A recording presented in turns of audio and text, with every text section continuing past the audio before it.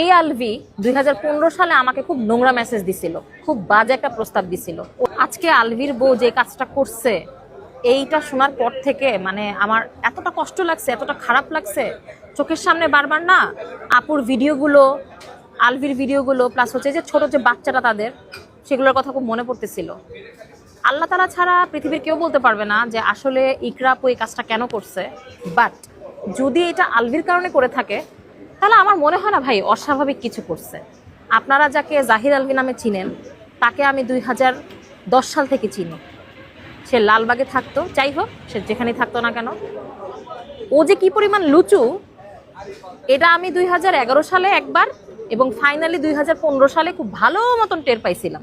So ওই কারণে যদি ইকরাপুর আজকে এই দশা হয়ে থাকে তাহলে ইকরাপু মানে অস্বাভাবিক কোনো কিছু করে নাই ভাই, স্বাভাবিক ঘটনাই এটা ছিল।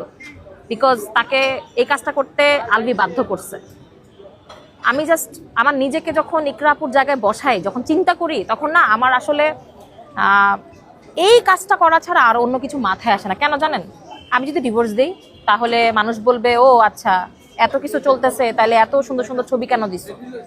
তখন আবার মানুষ মেয়েটাকে দোষারোপ করবে যে বাচ্চাটাকে রেখে চলে গেল বা সামথিং এরকম কোনো কিছু।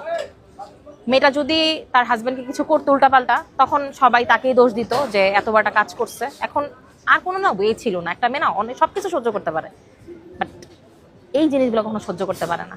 এই আলভি 2015 সালে আমাকে খুব নোংরা মেসেজ দিছিল, খুব বাজে একটা প্রস্তাব দিছিল।